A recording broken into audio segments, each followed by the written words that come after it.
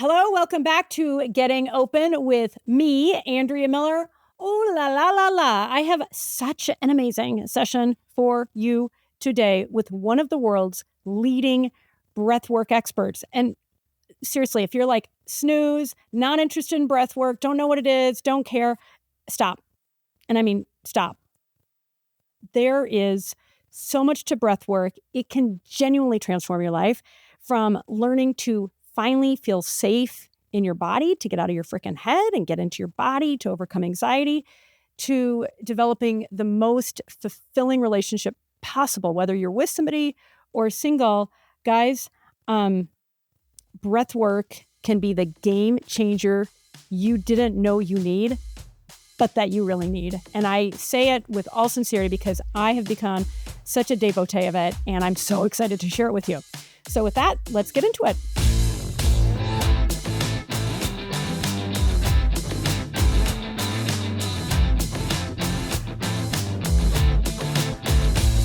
Michael Stone, founder of Neuro Dynamic Breathwork, NDB, and the Neuro Dynamic Institute, is a trailblazer in making transformative breathwork accessible to all. He has facilitated over 1,000 online group sessions, bringing together participants from more than 100 countries to experience healing, growth, and connection through expanded states of consciousness. Also, to spread the benefits of breathwork worldwide, Michael created the NDB Facilitator Training Program, a comprehensive 350-hour course. Oh my goodness, that is dedication, that equips individuals to lead sessions and empower others. Michael's mission is to make breathwork convenient, affordable, and accessible, enabling anyone to unlock their innate healing potential. And this is my cue to say, including my own, and I'm going to come back to this, but I did a couple of sessions with Michael. Guys, it blew me away. I just did 2 sessions, and I'm like, Michael, you got to be on my show because your work blows me away. But I'm going to come back to that.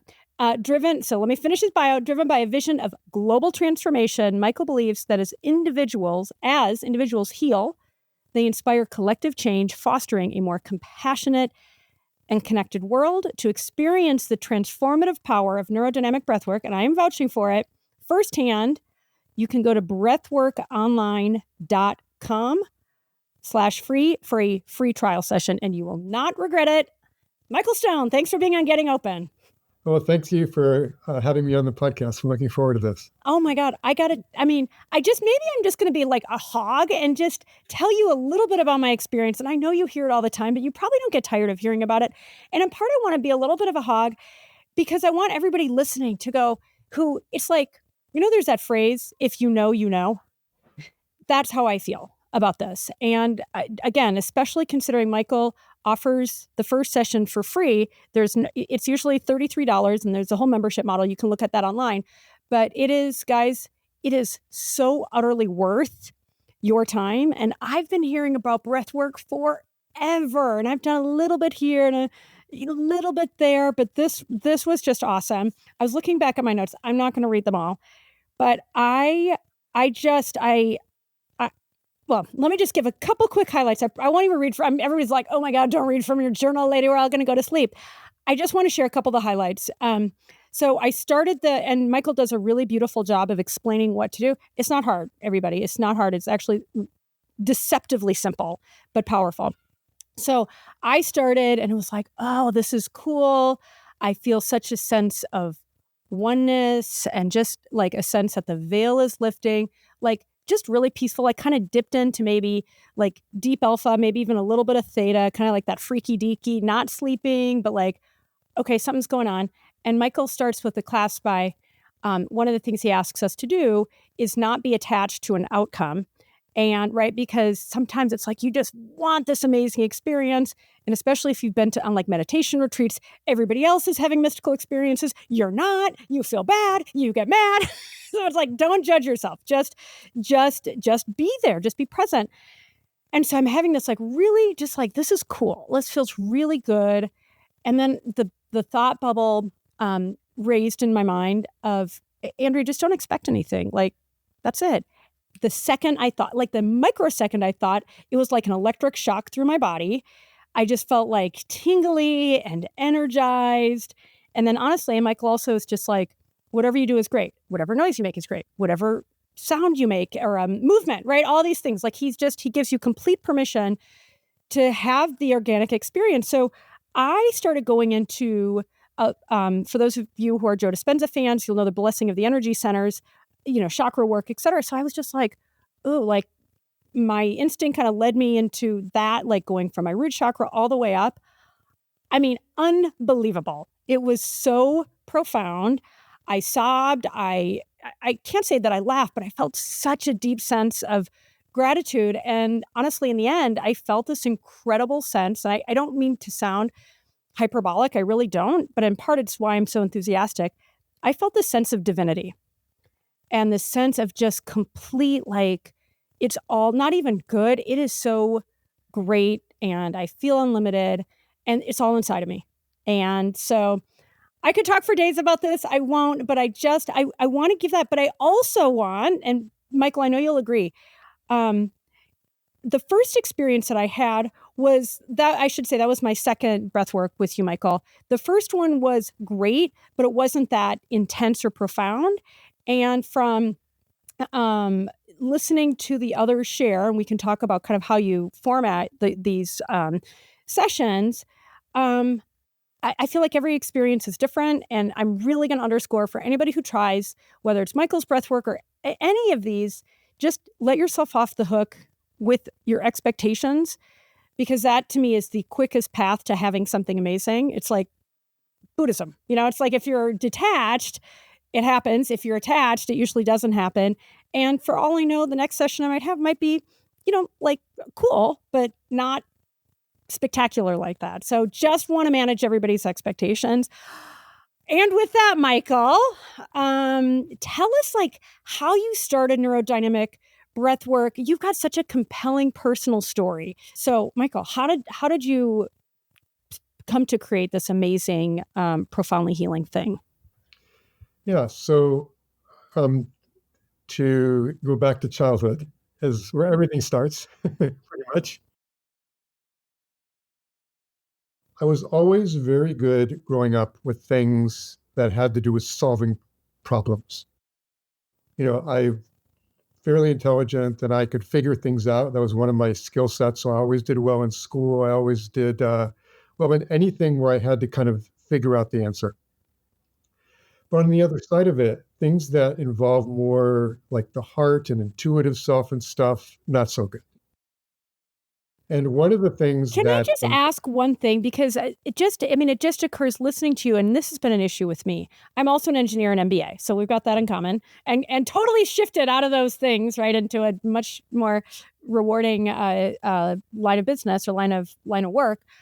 I used to be so in my head, and it feels like you were probably really in your head without so much of that heart connection and intuitive connection, which is why this kind of breath work and sure, some of the, blessing of the energy centers, these kinds of meditations that get you back in your body, for me, game changer, like mega game changer. right, 100%.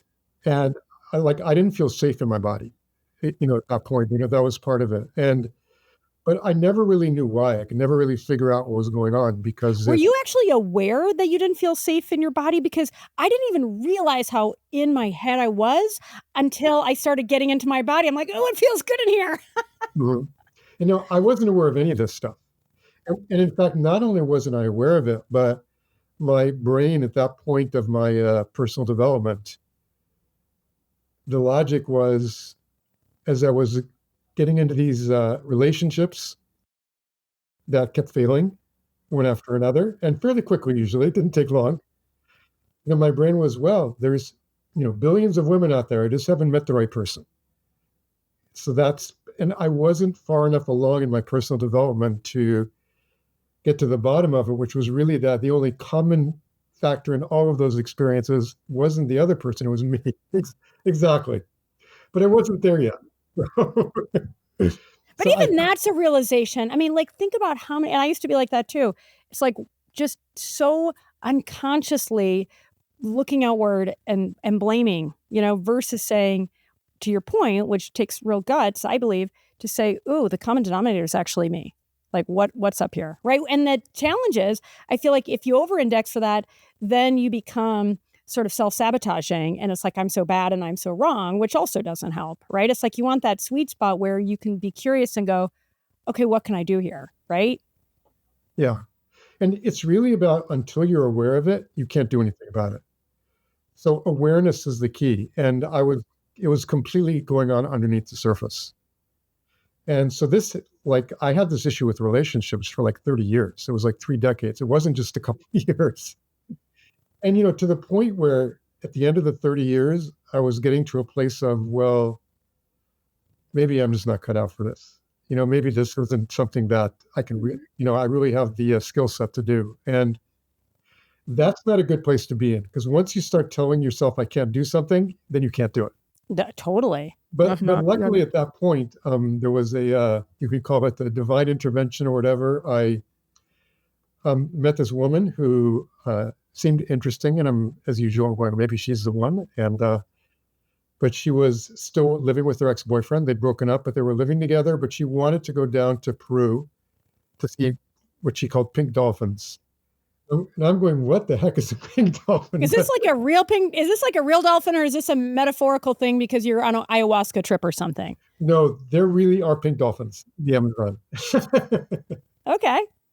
So I'm going, okay, well, I can get her away from her, out from under her ex-boyfriend for 5 or 6 days. Let's do this, Yeah, sounds like an opportunity. Okay. Exactly. So we went down there, and we went like a 4-hour canoe ride out in the middle of nowhere into the Amazon to an area that had been purchased by someone from the U.S. just to, preserve the rainforest. And we went out there with a local shaman. And the first evening we get there, he asked both of us through an interpreter, he didn't speak English, would you guys like to participate in this religious ceremony that we do down here? Now, I'm a chemical engineer, as you said. I don't just say yes to those kind of things. I was going, what am I getting myself into here, right? So they're going to harvest your organs. Exactly. You're never going back. Right. So I said, what's involved? And he said, oh, it's very simple. I go out into the rainforest, and I grab these vines and these leaves. I mix them all up in this big pot. I boil them up, and you drink it. So I'm ready to go. Are you kidding me? Yeah, like NFW. Not happening for Mr. Michael. Especially like in chemical engineering, you mix 0.52 grams of this. Yeah, it's all titrated. Yeah, exactly. Exactly. Yeah, you don't drink these witch's brews. That's what I called it at the time, out in the middle of nowhere. But the woman that I was there with, she's going, oh, Michael, we have to do this. This is going to be fun. And so I'm having this mental battle, this psychological part of my brain that's going, this is crazy. Do not do this. It's not safe. To this other part of my brain, we're going, you've been trying for 30 years for a freaking relationship. If you don't do this week's a waste. She's going to think you're a total wimp. And it was actually a breakthrough for me to have this kind of spontaneous part of my brain kind of take over and go, okay, whatever. If I die in the rainforest, I've had a good life. Let's just see what happens. And so I drank the witch's brew. And as you know, it was ayahuasca. I had no idea what ayahuasca was. And I had this experience where it was really the first time in my life that I felt like safe, safe in the world, so to speak. And it was an incredibly powerful experience. And, when I came out of it, I'm going, oh my God. And so when we got back to the United States, I'm going, okay, if I can have this kind of experience with a substance, I'm not going down to Peru every week, and I'm not putting substance to this in my body. Right. No more witches brew. But hang on, can you just talk for just a moment about what, I realize you could probably talk for hours, but just in like 2 or 3 bullet points, what was so profound about the ayahuasca trip for you? For the first thing, it got me out of my head and into my body, which I lived in my head. So this was a very different way of being in the world, of being aware of what's happening in my body. Almost like a wholeness is how it feels, like what you're saying, rather like you're kind of cut off at the neck. And then it was like, oh, look, is that accurate? Like kind of you just felt more like whole and integrated? Yes, absolutely. Yeah. So that was already really a profound experience. And I saw when I first dove into my body that there was anxiety. I mean, it was not like the way I could tell that I wanted it to be. And as it's about a 4-hour journey or something like that. And as I got into the journey, I started to relax into my body. And that's when I started to feel safe, when I really started to feel like, oh, this is a great place to be. If I can just relax, and it was easy with the ayahuasca. Like I wasn't in my head, in my fear center, so to speak. Totally. Uh-huh. So that was what really allowed me to dive into my body and to really make friends with my body. Well, and it sounds like, yeah, a wholeness and maybe even like a peacefulness rather than kind of like it sounds like maybe there was, like you say, if you weren't ever safe prior to that and you didn't know, it's just like, just an extraordinarily different way of experiencing life. Yes, exactly. I mean, good for you. Good for that lady. I want And to high even though it five was, her. yeah, exactly. And even though it was just for a couple hours, it was enough, for me Well, to it's really like see. lifting the Yeah, veil. I mean, yeah, that's what's exactly. amazing to me in some of the work that I've done, where it's like we're all going along with our, five senses and our very limited, often, perception of reality. And then whether it's through breath work or meditation or psychedelics, um, you get an experience of, oh my God, there's so much more. What else don't I know? Right. And so you and I are, cut from a similar cloth. It's like, I want to experience it myself. And then I want to tell everybody about it. Right? Because our experiences are often so limited and honestly hard and depressing, if we're just, living above our chin, and kind of grinding away. So, okay. So then you got home and you were like, okay, I can't go to Peru every week. So now what? So I said, okay, this is again my science brain. If I can have this experience with a substance, that means the receptors are there in my brain. So there's got to be other ways of activating these states and activating those receptors. And so that's what put me onto a search that ultimately landed me on breathwork. And I did some research on it. And at first when I saw breathwork, I'm going, this feels a little bit woo-woo. And then I did some research and I saw that no, not at all. It's something that's been around for millennia.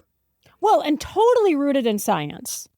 Right? I mean, that's the thing that because I'm with you. It's like I'm into the woo, and then it's like I don't want to call it woo because then that's sort of what's the word? Kind of ghettoizes it, if you will. And instead, for people that are suspicious or not very receptive, it's like there is so much science. I mean, in fact, I feel like the science around nervous system and heart coherence, breath work and so forth, it feels like it's exploding and in the best way possible. But okay, so you started exploring breath work. You found that it's been around, and what breath work did you start with? I started with something called holotropic breathwork, just because it was developed by a psychiatrist and it had some science basis behind it. And he studied ancient societies and modern consciousness theory, kind of to see how they actually use breath to access these, what he called non-ordinary states of consciousness. And he called them non-ordinary states of consciousness. Non-ordinary states of consciousness. And what are the hallmarks of holotropic breath work? Like, what do you do? Basically, you breathe for 3 hours, uh, faster and deeper. Yeah. And to music. And you have someone sitting next to you, basically watching over you. And then you have your experience, basically. That's But is it and like when you say you're breathing for 3 hours? Okay, I get that. And by the way, Michael's breath work is about an hour and 15 usually. I one mean that hour, 1 hour. 1 hour. Okay.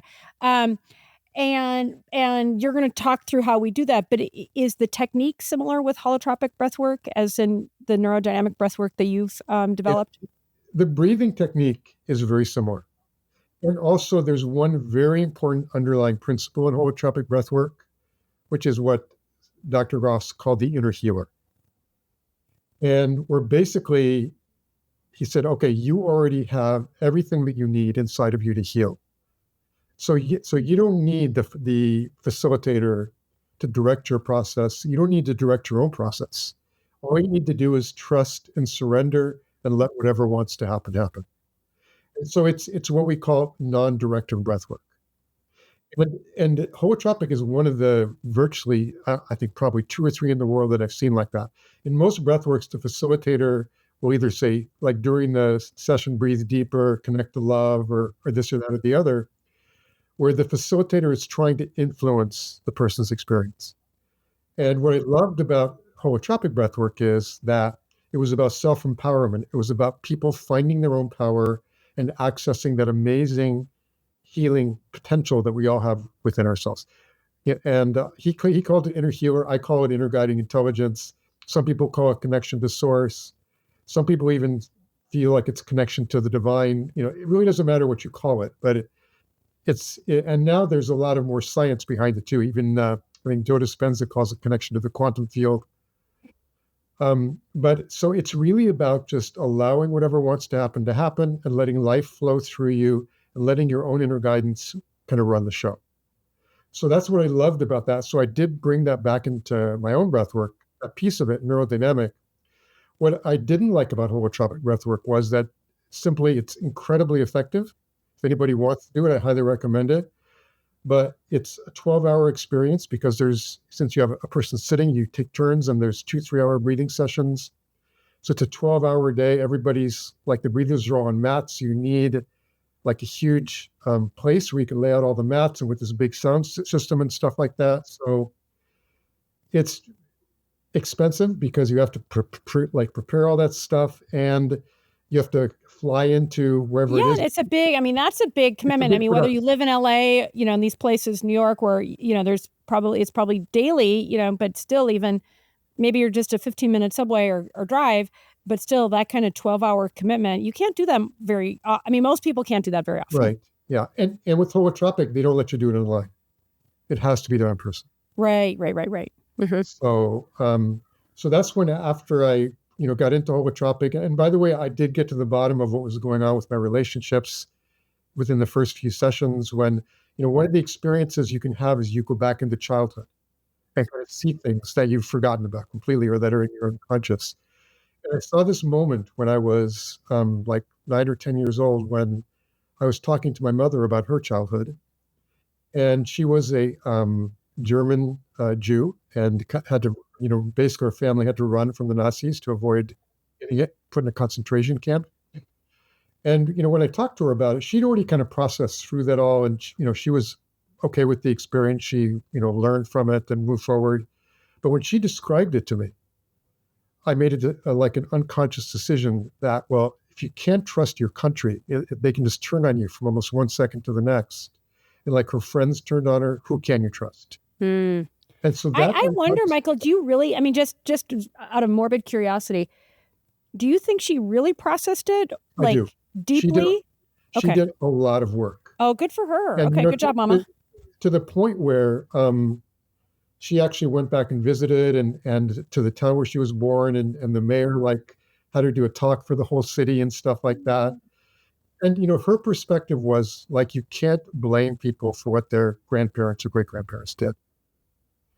So she did a lot of really good processing work on it. And, not that she thought it was right, but that she worked through it and to the point where she actually, I have dual citizenship now. I have U.S. citizenship and German citizenship because she wanted me to have the possibility of moving to Europe at some point. So she did a lot of work on it, a lot of healing work around that whole experience. And once I saw where that came from, then I could start to work on that lack of safety, basically. Yes, you got the memo. Life isn't safe at a very young age. Mm-hmm. And so then going forward from that, when I got into these relationships, instead of just shutting down when it got to a certain closeness for protection, when I started to feel that happening, I would just share with the other person and tell them exactly what was going on, where it came from, that I was working through it, and just asking them for some support. So instead of pulling us apart, it actually deepened our relationship. But don't you also think you were showing up differently? Like your energy was different? Like if you go from always being in your head and, maybe self-critical and anxious, while I appreciate your point of hey, you're feeling more confident to share these things. I just feel like in my own life, it's like I'm showing up differently because I'm doing my work and people are responding to me differently. Yeah, I truly believe that your outer world reflects your inner world. Yeah, 100%. Yeah. So when you change, you attract different kinds of people in, and your relationships with them change also. Well, and just not to nerd out too much, but when I think nervous system, it sounds like you were in, I always love to just try to give a little more clarity. You were in the sympathetic nervous system, which is fight or flight. That's what anxiety is. And then versus the parasympathetic, which is rest and digest, we're safe. It feels like from what you're saying, And I feel like this is much of America. It was certainly my story for a long time. If you if you're in that sympathetic fight or flight state and you don't even know, that is going to mess up a lot. It is not it is not hot. Nobody wants to be dating somebody who's always in their sympathetic state, right? And it breeds, and then it's not safe to share. I mean, there's like this cascade effect, and it's also why, honestly, I am not a paid spokesperson for you, as you know, Michael, but it's why I'm so excited to share more about what you're doing, because it's just like, if more people did this work, they wouldn't be on Prozac, they wouldn't be on whatever other and listen, no shade, I realize these antidepressants and anti-anxiety medicines have saved lives, but I also feel like they're not meant to be used for most people forever, right? It's back to what you described, that inner guiding intelligence, that inner healer that all of us are innately endowed with, but we got to do the work. And that's the good news. I mean, it's kind of the good news, bad news. If you don't want to do the work, then you're forever on Prozac. If you're willing to do the work, I feel like not only can you have, like you say, these deeper relationships, but I mean, I experience bliss literally every day now. And I used to never, right? It's like, oh my God, the quality of my life is so good. Even if it's like nothing's going on, it's like, oh, I just feel good. Like that's like, I'll take it. Like when Harry met Sally, I'll have what she's having. And, even with anxiety, you mentioned anxiety. I have a totally different relationship with anxiety now. It's like before I would fight against it. Like when I felt anxious, I would push back and push back. And now it's like I see it as my friend. I'm going, what's the information that I need to have right now? What's the message? So it really shifted my whole relationship with my body and what's going on with my body. And in breath work, that's one of the things that happens is, through the science, through the physiology, it supports the quieting of the ego mind and puts you more in your body. And you can start to make friends with even like, many people with emotions, they divide them into, these are the emotions I want. Yeah. And it doesn't work like that, right? And every emotion has a message. There's a messenger for your body. So it's like, don't kill the messenger. Yeah. Well, and I feel like what's cool about what you're saying is when you're much more frequently in that rest and digest parasympathetic state, you can afford to be a little bit more curious when anxiety rears its ugly head. I mean, nobody loves being anxious or, mad or whatever those more negative emotions are. But I do feel like it affords you greater curiosity so that you can learn from it. And it can be like, okay, it's the alarm clock. Your body's telling you something. Pay attention, or you're going to get an ulcer, or you're going to, you know what I mean? Like, or you're going to subsume that anger. And it makes you sick and it makes your life miserable. So I'm with you. It does. I feel like it empowers you, to be much more, receptive to the message. And then much more, my experience too, is much more easily able to look at, okay, I'm feeling really upset right now. What can I do with this? First of all, I can just feel it, right? Like it's okay to feel it, because I used to avoid those emotions too. Like, I don't want to feel that, right? Now it's like, all right, I can feel it. It sucks. It sucks. It sucks. Okay. Now, like to your point, like now I can just be a little more curious, a little more friendly with it. And that relationship with those tough emotions, man, it really transforms the experience of them and what you're able to learn from them. Right. So that's awesome. Yeah. And okay. It's even that, you get more aware of what the mind-body connection is. And so, for instance, when I feel anxious, I'm going, okay, what thoughts am I having that are creating this anxiety? And then I look into my thoughts and say, like, let's say I'm worried about something. And then I start to look, is this likely to happen? No. I'm going, okay. And then I can shift my thoughts. So it's really about learning from everything. Everything is a learning experience. And the more you can tune into your body, the more you'll learn about yourself. Yeah, I often think of it as like, smoke in the room, right? And it's like when I've been in those for a long time, had so much more fear and anxiety personally, self-doubt and so forth. And what's been amazing to me as I've continued to do my own work, it feels like that smoke, it's like I'm in a narrow, smoky room, a little confused, a little hazy. And then it's like going out into the fresh air, right? Like it just feels like there's greater clarity with which to deal with these things versus like, I don't want to deal with it. I'm kind of confused. Like it really feels like something is changing if for me anyway, that, that ability just to be much clearer. Yes.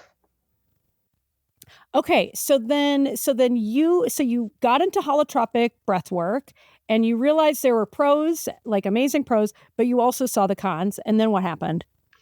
So after I'd been facilitating holotropic breathwork sessions for a decade, Oh, I, wow, I didn't realize it was that long. yeah, Okay. for a long Holy time, smokes. I was seeing the profound healings that people were having. But again, I could only do about 4 or 5 sessions a year just because there was so much work to put on. And so I just kind of said, okay, part of my mission in life, this is what I really saw. And one of the things that happens in breathwork, more than half the people get more connected to what their purpose in life is. And I said, okay, this is something I can do. I can hold space for people so they feel safe and really dive into their experience, but it needs to really get out there. And because I really felt that this could make a change in world consciousness, could really make a difference in what's happening in the world right now. And the only way to do that was to do it online. That was really clear to me. So at that point, I said, okay, I'm just going to develop my own modality that can be done online. I'll take what I learned from holotropic and pull a few things over, but the rest is restructure everything and then test.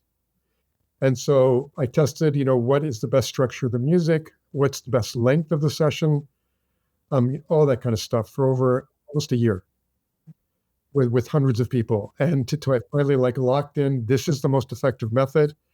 And then I launched it. And in 10 years, I had a mail list of about, I think, 4,000 people in holotropic. And in, I'm thinking like 7 years of doing Neuro Dynamic Breathwork, it's over 200,000 people. Holy smokes. So Good yeah, so job. people love it. And just so I don't give people the wrong impression, you have to do it takes courage to do this work. Andrea, you had this amazing experience. Sometimes the experiences can be darker. Yeah, totally. Yeah, not only can they be not exciting like mine was, they can be a little boring maybe, or they can be really hard. Well, for instance, just when you get in touch with like childhood trauma that wants to get released, because as you said, one of the expressions we have is feel it so you can heal it. Anytime you suppress emotions into your body, not only does it create problems with your body, because your body has to spend so much of its energy suppressing these emotions, but it also really keeps you from growing personally because you're constantly avoiding situations that could bring up that same emotion. Yeah. Well, And that's fear. ultimately, I mean, that's the yeah, same. that's fear stored in your body. And like we know from Bessel van der Kirk and others, the body keeps a score and so forth. So yeah, that's kind of no brains. And the only way beyond is through, basically, is what we Yeah, say. no, yeah. I've told myself that many times, like, oh, this sucks, it sucks. Okay, it's going through. Right. That is the path. But it's better to be a bit uncomfortable for half an hour than to hold it in your body for the next 20 years. I mean, that's the way I look at it. Yeah. Yeah. Okay, so then so you've got a beautiful relationship. You don't tire and it's like you light up when you talk about your partner. When did you connect with her and all this? Because as you said at the beginning, there were 30 years where relationships were tough and maybe you were not the guy to have a relationship and that transformed. Talk about that because I think like anybody who's single is like, yeah, I don't care about all that other stuff. I just want a boyfriend. Right. Well, here's the first thing that I learned. I wanted a relationship really badly because I saw my parents have this amazing relationship. I wanted my life to be like them.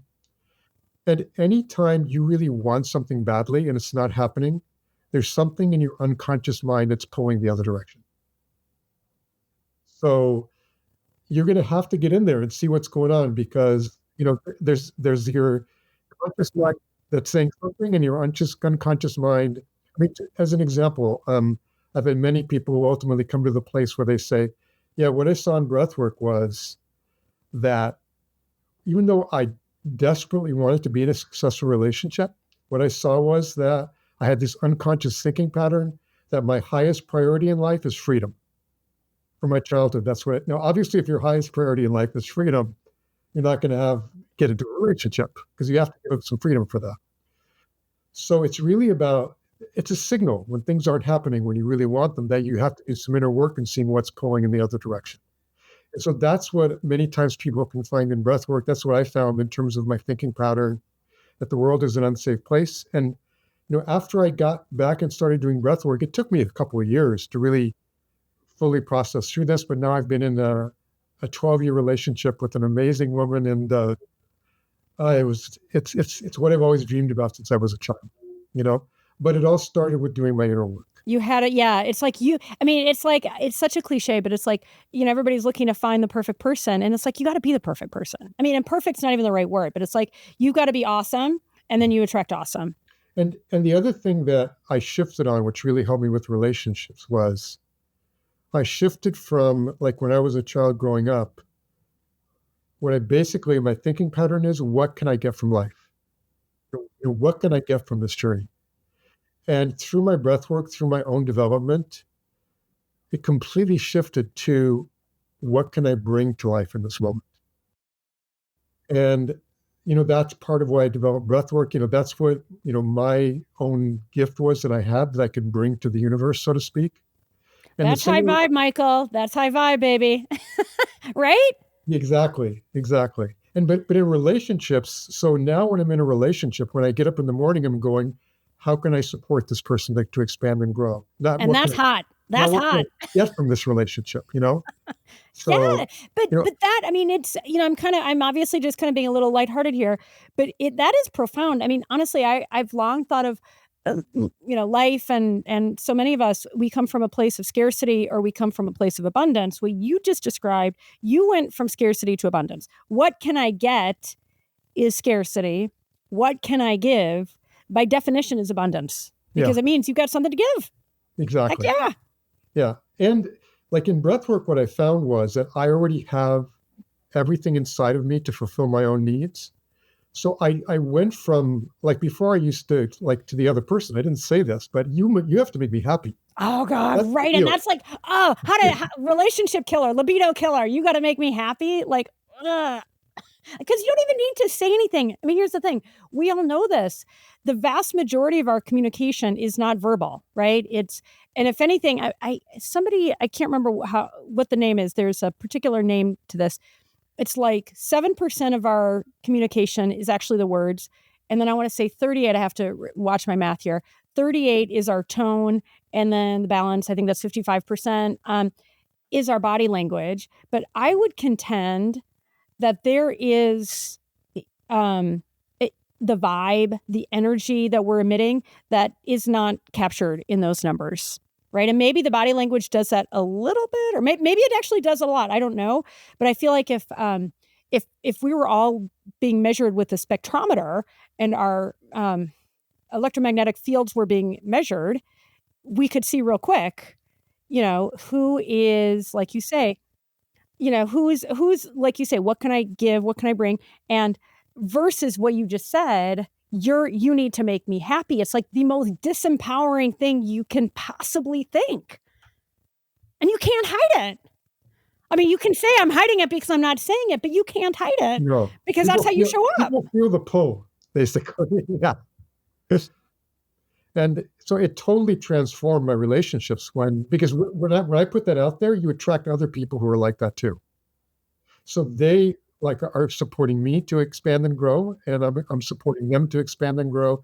It's a completely different situation than when both people are saying, based unconsciously, to the other person, you better make me happy or I'm out of here.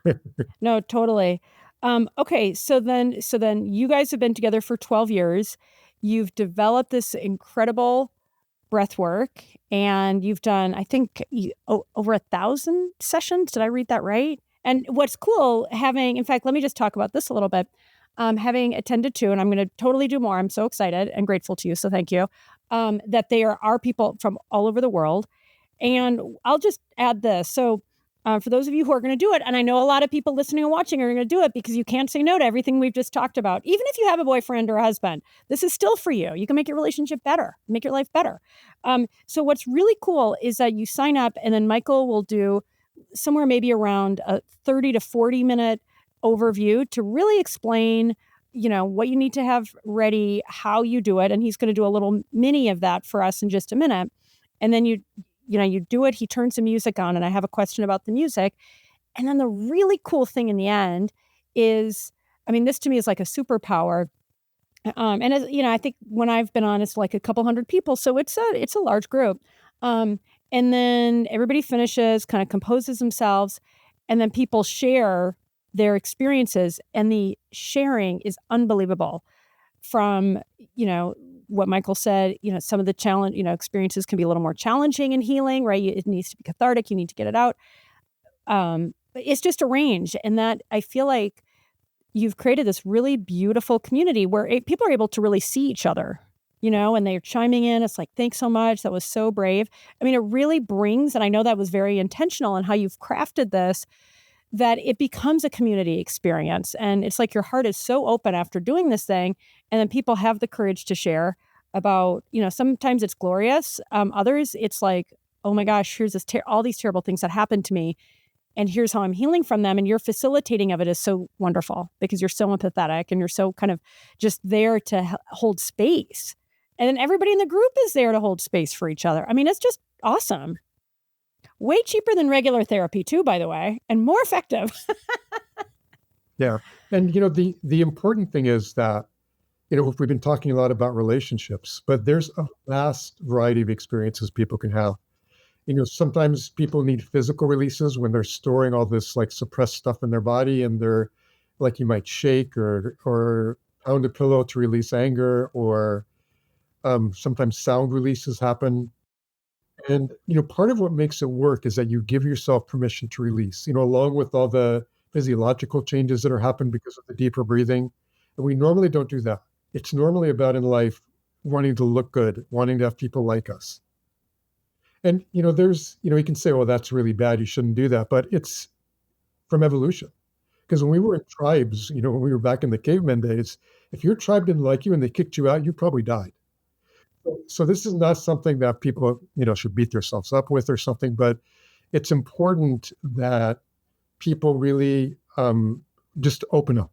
And so the job of the facilitator is to create a safe space so that they will allow whatever wants to happen. And because it's online, they can be in their own bedroom or whatever. They can be in like create their own safe space around them. And they can, even if they want to, they can turn their video off so people don't see them if they're going crazy, so they can have privacy. And, it can be done in person or online. And some people really like in person, that can just be around other people. Other people really appreciate it being online, so they don't have to drive somewhere afterwards, and they can just have their experience without being self-conscious, that kind of thing. And so sound releases, physical releases, feelings of connection to the universe, past life experiences people have. Yeah. And sometimes like rebirthing experiences where they feel like they go through part or all of the birth process. Ancestral healings where they feel like they're healing their entire ancestral lineage.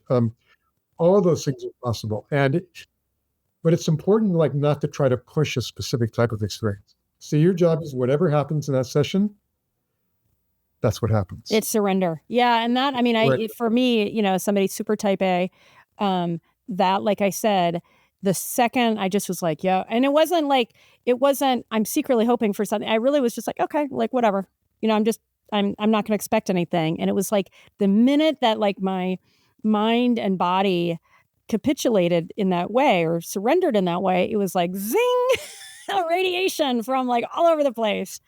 Yeah. And Andrea, that's not the easiest thing to do. So I really have to acknowledge you for that. Because many people, it takes multiple sessions till they really feel like, till they can really completely let go. Yeah, and thank you. And I mean, honestly, I did a week with, since you referenced Joe Dispenza, and I think I did earlier. I did a week meditation with him in Denver last summer, which was extraordinary. And so I've been priming myself. And so, like, little kind of just disclaimer. I mean, I've been priming myself a lot. I mean, not forever, just honestly 7-8 months of this stuff.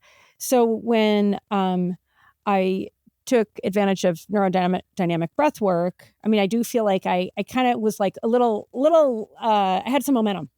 But it's like, to me, it's like, step into the river, just step into the river, right? It's never going to get easier. And as somebody who is like more than stepped in, like just totally flowing with it, it has been transformational. And I know there's just some hesitation. It's like, oh, how can breath work be so powerful? I'll tell you this. My husband's from India, Asia, right? Indian. And I remember his dad, Papa G. We were sitting in India probably 30 years ago and 25 years ago. And I remember because he was very devout. He's passed away since, but he did a lot of breath work and, like kind of yogi kind of guy, good Hindu. And I remember him telling me we'd done some walking. We were sitting in the park and he was like, oh, in his wonderful Indian accent, oh yeah, breathwork can heal cancer. I'm like, Papa G, no way. Because at that point, like I got the theory of it. I wasn't doing it, but it was that moment of him, kind of blowing my mind. And now it's like, oh my God, breathwork can heal probably anything. Right. And that is like, and to your point, Michael, that is that inner healer. And I want to be a little careful. I don't want people to be like, oh my God, like do breath work and don't, get your chemotherapy. I am not saying that. But his comment that has stayed with me all these years speaks, and again, he and other, Indians before him doing this kind of work, pranayama and so forth, yogic breath work for millennia. Right. And so I feel like for us in the West to say, let's be humble, let's be open, to these ancient, free, amazing practices. I mean, we pay you, but like you can take advantage of, you can do breath work and it doesn't cost a lot. Honestly, it feels like a miracle. Like it really does. And, as you and I described, both of us having largely inhabited our heads. And I know our experience, describes, I think, the vast majority of people. And so just having that practice of getting into our bodies, giving ourselves permission to not have a big expectation, for me, this whole business of having that inner healer, that inner guiding intelligence so that I can trust, like I've had major trust issues, like that combination of the things I'm kind of telling myself it is so healing and so opening. Yeah. And one of the things in terms of self-trust, and this may not be your case, but many times it comes from childhood trauma. Because like something There's happened. Plenty of that. Something happened when you were a child that you couldn't handle. And it wasn't, I'm just talking generally now, not to you specifically. No, but I couldn't handle it. You're right. And I'll laugh or cry. and it wasn't your fault. Because every child has a different amount of resources, basically based on their upbringing and stuff. But when you can't handle something, there's this unconscious thinking pattern that happens sometimes, I can't handle life. And you bring that into your adult life. And that's why this breath work can be very important in reconnecting to your trust for yourself. As you start to see that when these experiences come up, even if they're maybe not always blissful, sometimes, they're more challenging, that you can handle them, that you can go through, and your inner guidance will not bring something up that you're not ready to handle. So, and then you can start to bring that back into your life. And 75% of people who do regular breathwork with us say that afterwards they feel more connected to their inner guidance in their everyday life. They feel more self-empowered, and they feel less dependent on the outside world to make them feel a certain way, to make them happy or whatever. And that is one of the reasons why I created this breathwork like this, and that I always get very inspired when I hear that from people. I mean, listen, I always say I share like workaholic, addicted to being productive, like, let me show you how good I am by achieving, right? All these like really sort of self-sabotaging things, all coming from the outside in, right? And this ability to connect with that inner guiding intelligence, to connect in our bodies, to me, that has enabled me, just really keying off of what you were saying about from the outside in. Now I'm personally living from the inside out. And it's like, life's never been better. And by the way, there are plenty of challenges in my life. It's not that the challenges have gone away. It's that I'm showing up differently and dealing with them. And they don't, for the most part, they don't feel like they have the edge that they used to, right? I do feel more resourceful. Let me ask you one last quick question, then we'll wrap. And I want you back because there's so many things we didn't even talk about. How many times a week or a month do you recommend people do NDB? So basically what we recommend is, after every breathwork session, depending on how deep the experience was and what people like, many times they just have a relaxing experience. Other times they do some really profound, deep work. And it takes some time to integrate the experience. And, we go through some of the integration techniques that we recommend. We have blog posts on that and that type of thing. But we basically tell people that when you feel like you've integrated one experience, you can go to the next. So again, it's all about tuning into themselves. It's not like about we're telling them you should do Oh, this, I you love should do that. I love it. that. And I would say from people who are on our monthly program, which after you do your free session, you get to do a whole month for free. And then if you want to continue, it's really it's under $60 a month. We have 24 breathwork sessions a month, so there's one almost every day. I'd say our people on a regular program breathe anywhere from a couple times a month to 3 times a week. And sometimes, 1 week they'll do 3 or 4 breathworks, and then they wait for a week because they're integrating. So it's really about, again, tuning into yourself and seeing what feels right to me right now. It's always about that with us, checking in with yourself. And it's really like, I can only speak for the United States, really. We live in a sea of disempowerment because, like, when you watch advertising, what is the advertiser trying to You're not convince? good enough. Andrea, Yeah, you are not good enough. You need, whatever. exactly. More of something going from the outside in. Yeah, Uh, no, you, totally. you need my We're product, preyed or you're be upon. happy. Yeah, totally. And so, like, we're absorbing that in our brain. Yeah, And, yeah, yeah. and after a while, you hear something enough, your brain starts to Well, believe it. then So, then you have social media and there's FOMO and everybody's going on a better vacation than you and, has more fun than you, right? I mean, so yeah, I feel like we are served a triple dose of FOMO and not enough in our society. I'm with you. right. So this is like, I call Neuro Dynamic Breathwork the antidote to Mm. disempowerment because it's Yeah, take really, your power back, right? the fundamental purpose is to allow people to get back in touch with their own power and to start to tuning in for answers and making it easier for them to tune in, so they can do it in their everyday lives. Yeah, no, I love this so much, Michael. I wish we could keep talking, but let's wrap up. Thank you. This is beautiful. I can't wait to see you back on Zoom for my next session. And I'm just going to shout it out real quick, breathworkonline.com to get your free session of neurodynamic breathwork with Michael Stone. Michael, you are awesome. Thank you so much for all the important work you do and for being so brave and venturing into this so the rest of us can heal. Thank you. Well, and thank you for having me on and the program, and also for your courage in doing the breath work. It's not for everybody. You do have to have courage to dive in and let go and say, whatever happens, I'm totally in. So, amen. All right. Well, thanks. Bye, Michael. Oh my God. I love Michael Stone and I hope you do too. And honestly, I really hope you take advantage of his free breathwork session with all the caveats, right? We talked a lot about it, but that experience for me, whether it's just a little mini one, which I've done with him before, to the maxi, really getting into it.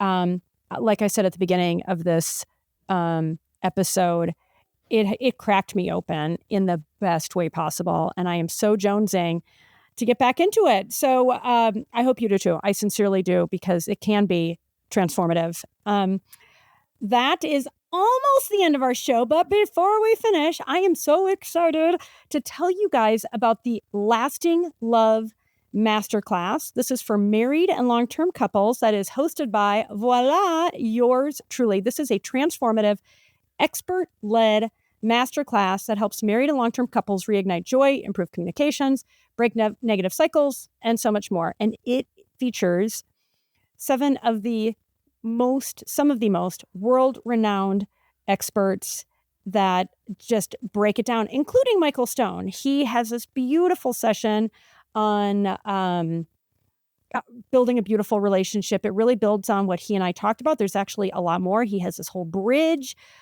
formula that's so cool. We didn't get into it today, but I'm talking Terry Real, Dr. Harville Hendricks and Helen Kelly Hunt, Mark Groves, Dr. Stan Tatkin, and Sabrina Zohar. Their research has been featured in Oprah, the New York Times, TEDx, Forbes, and more. I mean, these are the superstars, guys. These are the OGs.